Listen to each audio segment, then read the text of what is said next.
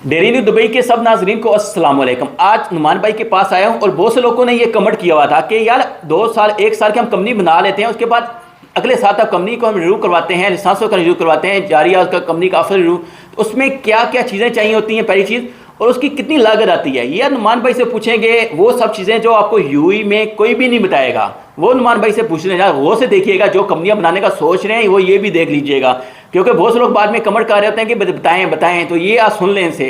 अस्सलाम वालेकुम नुमान भाई। जी वालेकुम सलाम। नुमान भाई मुझे ये जितने दोस्त उनको बताएं कि कंपनी रिन्यू करवाने में और प्लस तो बाकी उसके खर्चे 1 साल के बाद कितने एक्सपेंसिव आ जाते हैं एक कंपनी पे। तो छोटी से छोटी प्रोजेक्ट मैनेजमेंट की कंपनी हो गई है, लॉन्ड्री की हो गई है, टेक्निकल सर्विसेज की हो गई है, क्लीनिंग की, यानी ए टू बी कोई भी कंपनी है। जी ज़र भाई, इसमें ये होता है कि जैसे अभी लॉन्ड्री की कंपनी आपने बोला है, जो उसने लॉन्ड्री बनाई है उसने मोस्टली लाजिम बात है उसने शॉप भी ली होगी।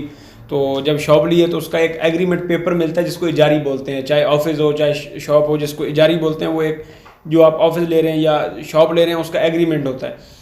तो जब उनके पास इजारी मौजूद होगी तो वो डीडी में जाके अपना वोचर जो है वो न्यू वोचर निकलवाएंगे। तो उसमें उनका जो प्रोजेक्ट मैनेजमेंट में उनको 3500 4000 पड़ता है, जो लॉन्ड्री का है उनको 5000 5500 6000 इतना जो है वो उनको वोचर जो है वो पड़ेगा। उसके बाद उन्होंने जो कंपनी में एज अ लोकल डाला हुआ है, एजेंट डाला हुआ है, उसकी जितनी फ़ीस उन्होंने उससे बोली हुई है वो उसको उसकी फ़ीस पे करेंगे।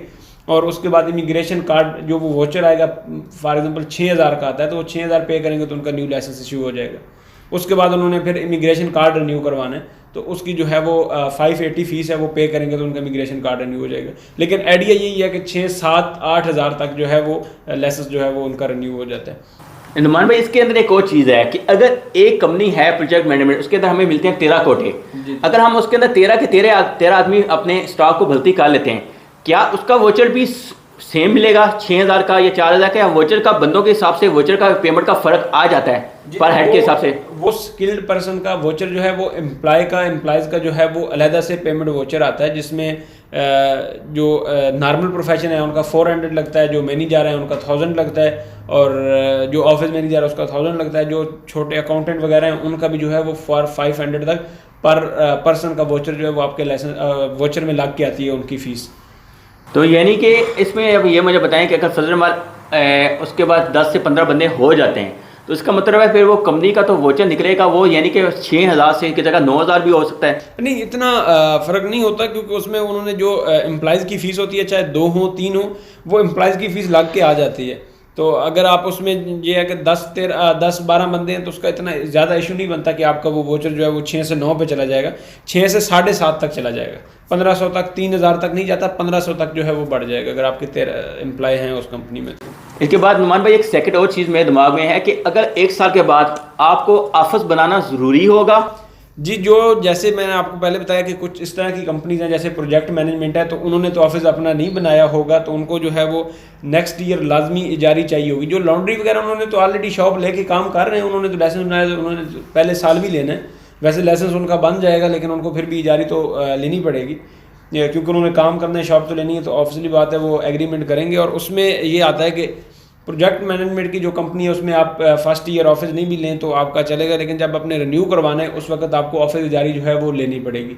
चाहे आप मार्केट से जारी मिल जाती है बिजनेस सेंटर से 2000 की, 2500 की, 3000 की, वो डिफरेंट प्राइसेस चल रही होती हैं तो उधर से वो लेके तो अपनी लगा के अगर 1 साल की। इसके बाद एक और चीज़ तो मेरे दिमाग में आई है कि आया क्या जब एक आदमी फर्जर एक कफ़ील है, उसका वो अपनी कंपनी किसी उसके नाम पे कफ़ील के नाम पे बनती है तो कफ़ालत देता है, उसका एक ऑफिस है, जब दूसरा आदमी कंपनी बनाता है का सेम कफ़ालत वाला आदमी होगा, कफ़ील तो होगा तो कफ़ालत पे है, क्या वो ऑफिस शेयरिंग भी कर सकते हैं? ऐसा भी ऑप्शन होता है? जी बिल्कुल, अगर वो ऑफिस जो है वो बिजनेस सेंटर में ना हो तो वो शेयर कर सकते हैं, क्योंकि जो जारी की स्क्वायर मीटर होता है अगर ये 100 स्क्वायर मीटर के लिए एक लाइसेंस जो है वो 100 स्क्वायर मीटर की उसके लिए लोकेशन चाहिए। अगर 200 300 जो है या 1000 स्क्वायर मीटर का है तो उसमें वो 10 लाइसेंस ऐड कर सकते हैं। तो इस तरह वो जो है वो सेम लोकल पे जो है कंपनीज ऐड कर सकते हैं, 2 करना चाहें, 5 करना चाहें, 10 करना चाहें, जितनी उनकी ऑफिस की स्पेस है वो अपनी जारी जो है वो चेक करवा सकते हैं। यानी कि जितने भी दोस्त हैं उनके लिए अच्छी एडवाइस और मशवरा ये है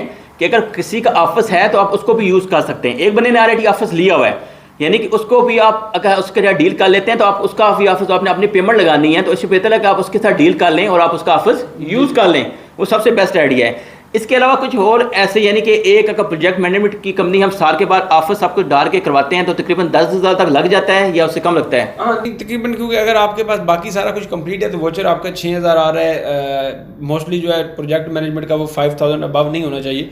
तो ऊपर इमिग्रेशन कार्ड जो है वो आप रिन्यू करके तो 5,500, यानी कि और प्लस छोटे मोटे जो डी से आपने वोचर निकलवाया वो खर्चे डाल के 6,000 तक आपकी कंपनी जारी बना के ऑफिस की सबको बना के तकरीबन 10,000 एस्टिमेट है। मेरे को उससे नीचे हो सकता है, ऊपर नहीं जाएगा। नहीं, उस 10 अगर जारी भी बनानी है तो फिर जो है वो 9-10 तक जा सकते हैं। सही सही। ये देखें, ये चीज़ कोई भी नहीं बताएगा, लेकिन मैंने आपको ये भी चीज़ बता दी है कि प्रोजेक्ट मैनेजमेंट का है। लेकिन जब एक बार याद रखेंगे, प्रोजेक्ट मैनेजमेंट के अंदर दो, यानी कि आप पार्टनर दो होते हैं कि 3 पार्टनर कितने लग सकते हैं? किसी कंपनी में भी आप 3 पार्टनर ऐड कर सकते हैं, लेकिन जो वीज़ा मिलता है वो 2 बंदों का मिलता है। वीज़ा 2 मिलते हैं, यानी कि 2 पार्टनर होते हैं, पास 13 कोटे आपके पास होते हैं। अगर यूएई के अंदर आपने काम करना होता है ना, तो उन्होंने काम कर लेना होता है। 13 बंदे, कोटे बहुत ज़्यादा होते हैं। 13 स्टाफ आपके पास होगा और 2 आपके अगर यानी कि पार्टनर के आप हैं तो ईजी वो मिलजुल के ये काम कर सकते हैं। एक आदमी कभी भी कंपनी के एक्सपेंसेस, हाँ अगर उसका एक्सपीरियंस है मार्केट का तो नो इशू, लेकिन अगर उसका एक्सपीरियंस नहीं है तो वो कोशिश करे कि साथ एक और पार्टनर मिला के और काम में आए, मार्केट में इंटर करे। उसके बाद में मार्केट के आपकी अपनी हिम्मत है कि आप मार्केट में कितना काम ले सकते हैं। पूछते हैं कि ये तो स्टाफ है, यहाँ पे क्या क्या काम कर रहे हैं। ये शॉर्ट सी वीडियो देख लीजिएगा, क्योंकि जो लोग काम करते हैं वो प्रॉपर काम करते हैं, सिर्फ वो काम को है मजाक नहीं समझते हैं। अस्सलाम वालेकुम सैफुल्लाह भाई। वालेकुम अस्सलाम। सैफुल्लाह भाई, ये मुझे बताएं कि नूर अल फजर में आप क्या काम कर रहे हैं? आप यहाँ पे कौन सी चीज़ को देख रहे हैं नूर अल फजर के अंदर? जी सर, मैं नूर अल फजर में अकाउंट्स का काम सर अंजाम दे रहा हूँ। अकाउंट्स, जो तमाम अकाउंट्स हैं उनको हैंडल करता हूँ इधर। इसके बाद ये नेक्स्ट चलते हैं, ये जी हैं हमारे असफ साहब। इनसे पूछते हैं, हाफिज भाई आप ये बताएं कि आप नूर अल फजर में आपकी क्या ड्यूटी है और आप क्या काम यहाँ पे कर रहे हैं? जी सर, मेरा ताल्लुक कम्युनिकेशन से है, लोगों के साथ रवाबित का, और मैं इधर लोगों को व्हाट्सएप पे डील करता हूँ, उनसे बात करता हूँ और उनको तमाम डिटेल जो है वीज़े के मुतालिक, न्यू बिजनेस सेटअप के मुतालिक वो मैं प्रोवाइड करता हूँ। यानी कि आपका काम जस्ट व्हाट्सएप पे और कॉल पे लोगों को से रहनुमाई करना, और इसके अलावा का कोई काम नहीं है यहाँ पे? सिर्फ जी ये आपकी सर्विस लोगों को दे रहे हैं कि लोगों का यानी कि व्हाट्सएप का मैसेज और कॉल उनकी डिले ना हो, फौरी उनको रिप्लाई मिल सके। जी, मैं फ़ौरन रिप्लाई करता हूँ। जी नेक्स्ट चलते हैं, हमारे उज़ैर भाई हैं। इनसे पूछते हैं कि ये यहाँ पे क्या काम कर रहे हैं नूर अल फजर के अंदर, इनकी ड्यूटी क्या है, ये क्या क्या काम यहाँ पे देख रहे हैं? जी, मैं नूर अल फजर डॉक्यूमेंट क्लियरेंस में पीआरओ काम करता हूँ। जो भी तहसील, आमर एंड डीडी के काम होते हैं वो सब मैं करता हूँ। मैं जो भी डीडी का काम है, किसी का लाइसेंस अप्लाई करना हो वो करते हैं, किसी का वीज़ा स्टैंपिंग, वीज़ा टाइपिंग वगैरह सब काम, जो पीआरओ सर्विस के जो काम है वो सब मैं सर अंजाम देता हूँ। कुछ तारफ़ करवाया है सिर्फ आपको बताने के लिए कि जो काम करते हैं यूएई के अंदर वो प्रॉपर करते हैं। जिन्होंने नहीं करना होता, जिन्होंने फ्रॉड करना होता है ना, उनके ऑफिस का ही पता नहीं होता कि उनका ऑफिस किधर है।